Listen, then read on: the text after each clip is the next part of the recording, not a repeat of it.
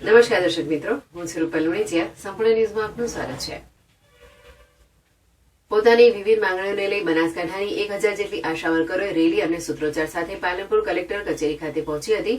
જિલ્લા કલેક્ટરને આવેદનપત્ર પાઠવી પોતાની માંગણીઓની રજૂઆત કરી હતી અને જો આગામી સમયમાં આશા વર્કરોની માંગણીઓ નહીં સ્વીકારવામાં આવે તો હડતાલની ચીમકી ઉચ્ચારી હતી.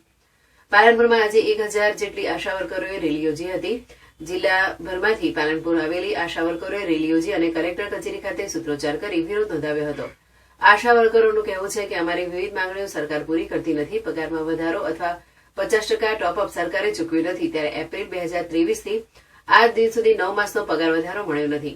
માતા મરણ, પોલિયો અને અન્ય કામગીરી સરકાર અમારી પાસે કરાવે છે, પરંતુ અમારી માંગો પૂરી કરતી નથી.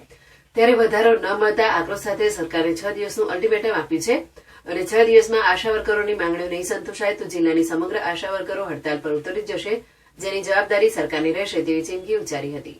ઠાકોર મમતાબેન ભીખાજી, આશા વર્કર. અમે ગામ વિસ્તારમાં આશા વર્કર તરીકે રહીએ છીએ અને દૂર દૂરના વિસ્તારોમાં આશા વર્કર ફીલ્ડ તરીકે કામ કરે છે. આજે એપ્રિલ 2023થી આજ સુધી વધારો કે 50% કોઈ બેનને ચૂકવવામાં આવ્યું નથી અને બહુ અસંતોષ છીએ અમે. અને સરકારને અમે તાત્કાલિક જો અમારો પગાર અને વધારો નખાઈ જાય અઠવાડિયાની અંદર તો બરોબર છે, નહીં તો અમે અઠવાડિયાની અંદર પૂરી હડતાલ ઉપર ઉતરવાના છે બહેનો. અને જો હડતાલ ઉપર ઉતરશું તો માતા મરણ, બાળ મરણ જે તે થશે એની જવાબદારી પૂરી આરોગ્યની રહેશે. આજે અમે બનાસકાંઠા જિલ્લાના તમામ તાલુકામાંથી આશા વર્કર બહેનો મળીને કલેક્ટર સાહેબશ્રીને આવેદનપત્ર આપવા આવ્યા છીએ.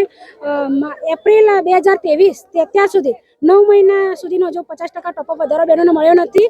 2500નો વધારો વાવ તાલુકાની અંદર એપ્રિલથી અત્યાર સુધી મળ્યો નથી. તો આ બહેનો જ્યારે આરોગ્યની મહત્વની કામગીરી કરી રહ્યા છે, માતા મરણ અને બાળ મરણ ઘટાડી રહ્યા છે, મેલેરિયા નાબૂદી, પોલિયો નિવારણ કરી રહ્યા છે, તો આ બહેનોને એમના હકનું વેતન જ્યારે મળતું ન હોય, 9 મહિના સુધી એમનું વેતન ન મળતા ત્યારે આ બહેનોમાં ભારે અસંતોષ દેખાઈ રહ્યો છે.